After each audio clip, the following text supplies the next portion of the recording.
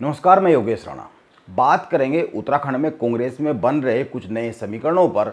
एक तरफ हरीश रावत और प्रीतम सिंह हाथ मिला रहे हैं और दूसरी तरफ करण मेहरा कह रहे हैं वो उत्तराखंड में कांग्रेस को नेता आधारित दल के बजाय कैडर आधारित दल बनाने जा रहे हैं। आखिर इसका मतलब क्या है? आखिर कांग्रेस में चल क्या रहा है? बात इसी पर करेंगे। वैसे तो पिछले कई दिन में उत्तराखंड में ऐसी कई राजनीतिक घटनाएं घटी है जिस पर हम बात नहीं कर पाए। पिछले दिनों हल्द्वानी नगर निगम के मेयर गजराज सिंह बिष्ट ने बीजेपी के दिग्गज नेता और संघ के बेहद करीबी माने जाने वाले भगत सिंह कोश्यारी का जन्मदिन हल्द्वानी में बेहद ही धूमधाम से मनाया। पिछले काफ़ी सालों में भगत सिंह कोश्यारी का जन्मदिन उत्तराखंड में इस तरह से तो नहीं मनाया गया।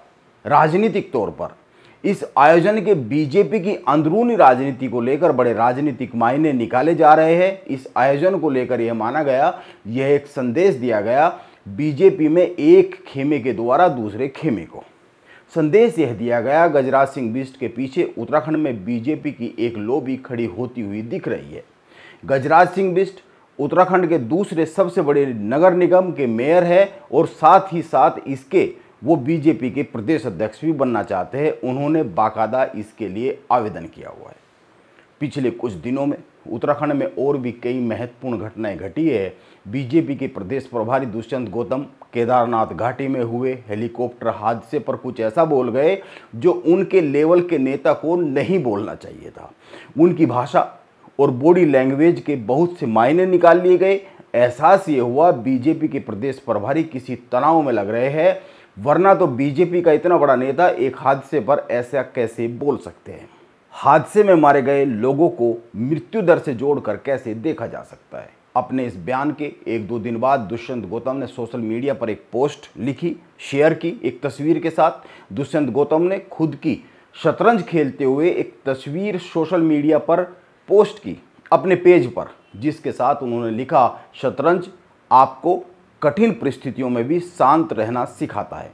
अब सवाल यह उठ गया दुष्यंत गौतम के आगे, आखिर कठिन परिस्थितियों का जन्म क्या है, क्यों हो गया और वे परिस्थितियां क्या है? या फिर वो इस एक तस्वीर को पोस्ट कर सोशल मीडिया पर केवल आध्यात्मिक ज्ञान दे रहे हैं?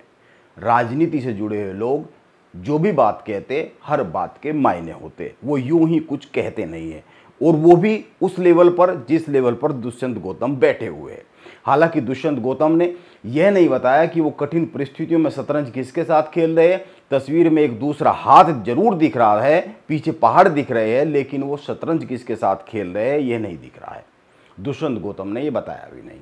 दुष्यंत गौतम के आगे जन्मी परिस्थितियों पर फिर बात कर लेंगे, विस्तार से बात करनी चाहिए, ये विषय ही ऐसा है।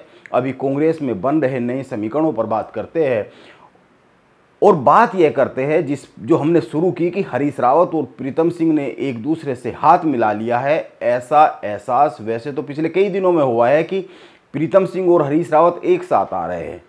वो चाहे काफल पार्टी हो जो देहरादून में हुई, हरीश रावत जब कांग्रेस के विधायक मयूख मेहर के घर पर गए थे, पिथौरागढ़ गए थे, घर पर जाना चाह रहे थे, लेकिन पब्लिक मीटिंग में उन्होंने हरीश रावत को बुलाया था।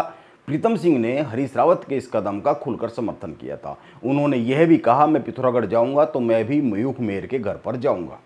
अभी 2 दिन पहले देहरादून के गोविंदगढ़ में एक आयोजन किया गया। कांग्रेस ने बस्ती बचाओ अभियान कार्यक्रम के तहत यहाँ पर एक बस्ती महापंचायत का आयोजन किया, जिसमें हरीश रावत और प्रीतम सिंह दोनों पहुंचे। यहाँ पर दोनों नेताओं ने एक दूसरे का हाथ थामकर मलिन बस्तियों के लिए एक साथ लड़ने की बात कही।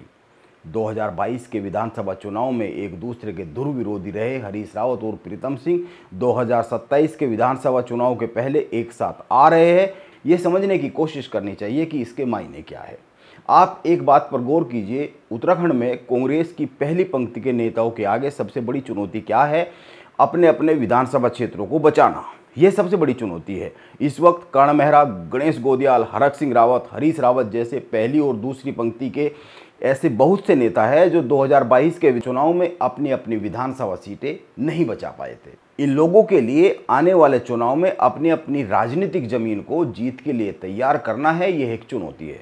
और दूसरी बड़ी चुनौती प्रीतम सिंह और यशपाल आर्य जैसे नेताओं के लिए है। ये लोग 2022 के विधानसभा चुनाव में जीत तो गए, लेकिन जीत इतनी बड़ी नहीं थी जिस पर यह कहा जा सके कि इन नेताओं को 2027 में कोई खतरा नहीं है। पहली पंक्ति के नेता होने के बाद भी एक तरफा जीत इन लोगों को नहीं मिली थी। चकराता में प्रीतम सिंह बुरी तरीके से घिरते हुए साफ साफ दिख रहे। बॉबी पंवार ने ऐलान कर दिया है वो 2027 का विधानसभा चुनाव चकराता से ही लड़ेंगे। 2024 के लोकसभा चुनाव में चकराता में बॉबी पंवार को उसी क्षेत्र में बड़ी लीड मिली थी जो क्षेत्र विधानसभा चुनाव में प्रीतम सिंह की जीत को सुनिश्चित करता है। बॉबी पंवार लोकसभा चुनाव में चकराता से वोट पाने के मामले में पहले नंबर पर रहे, दूसरे नंबर पर बीजेपी और तीसरे नंबर पर कांग्रेस रही, जबकि चकराता में कांग्रेस का मतलब प्रीतम सिंह और प्रीतम सिंह का मतलब कांग्रेस है। देहरादून जिले की 10 में से एक भी सीट वैसे देखे कांग्रेस अपने दम पर नहीं जीत पाती, केवल चकराता सीट कांग्रेस के हिस्से में आती है और वो भी प्रीतम सिंह लेकर आते हैं। प्रीतम सिंह यहाँ से 6ठी बार विधायक है। यह राजनीतिक मैदान प्रीतम सिंह को विरासत में मिला है। अभी प्रीतम सिंह ने चकराता में एक बड़ा शक्ति प्रदर्शन किया। चकराता के त्यूणी थाना क्षेत्र में एक घटना घटी। आरोप लगा त्यूणी थाना क्षेत्र में चेकिंग के दौरान पुलिसकर्मियों ने सेना के एक जवान के साथ अभद्रता की और बाद में बर्बरतापूर्ण व्यवहार किया। चकराता विधायक प्रीतम सिंह ने इस घटना को एक बड़ा मुद्दा बना दिया। एक बड़ी जनसभा की गई। प्रीतम सिंह ने भारी जनसमूह के साथ थाने का घेराव करते हुए यहाँ पर 2-3 ऐसी बातें कही जिसके साफ साफ संकेत 2027 से जोड़े जा सकते हैं। वो इस घटना के जरिए 2027 के लिए अपने विरोधियों को एक संदेश साफ साफ देना चाहते हैं, कांग्रेस के भीतर भी और कांग्रेस के बाहर भी। प्रीतम सिंह ने साफ साफ कहा वो इस धरने के माध्यम से ऐलान जंग की घोषणा करते हैं। प्रीतम सिंह ने एक और बड़ी बात कही। उन्होंने कहा चकराता से उनका रिश्ता राजनीति का रिश्ता नहीं है। जब देश में लोकतंत्र नहीं था तब भी मेरे नाना जी का यहाँ से नाता रहा है। इसके बाद मेरे पिता गुलाब सिंह ने इस क्षेत्र की सेवा की है। इसके बाद 6 बार से मैं विधायक हूँ। मुझे आप लोगों ने जिम्मेदारी सौंपी है जिसका मैं निर्वहन करूँगा, मैं निभाऊँगा। यह प्रीतम सिंह ने लोगों की भीड़ के आगे कहा। पुलिस को बर्बर होने का कोई अधिकार नहीं है, इसमें कोई दो राय नहीं है।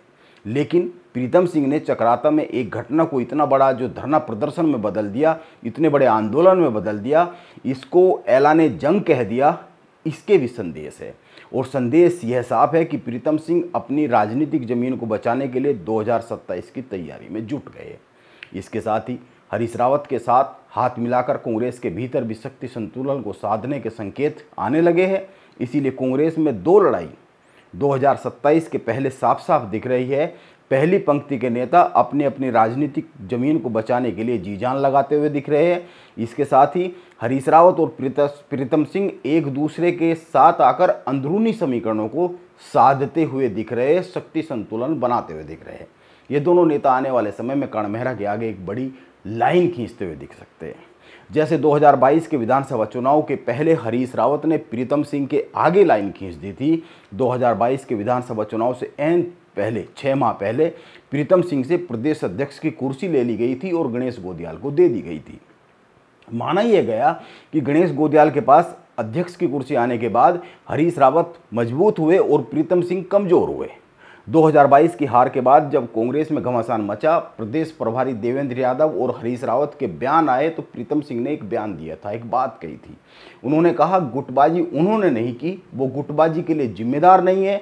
और इसके साथ ही प्रीतम सिंह ने एक और बड़ी बात कही। उन्होंने कहा किसी शिखंडी को आगे करके प्रीतम सिंह की हत्या नहीं की जा सकती है। अब यह तो प्रीतम सिंह ही बता सकते हैं कि उस वक्त कौन शिखंडी था, कौन अर्जुन था और कौन चक्रव्यूह रच रहा था। और देखना यह भी होगा 2027 की जंग में कौन शिखंडी की भूमिका में रहेगा, कौन अर्जुन की भूमिका में रहेगा और कौन चक्रव्यूह का रचयिता रहेगा। बीजेपी के खिलाफ भी और कांग्रेस के भीतर भी यह देखना होगा। नमस्कार, मैं योगेश राणा।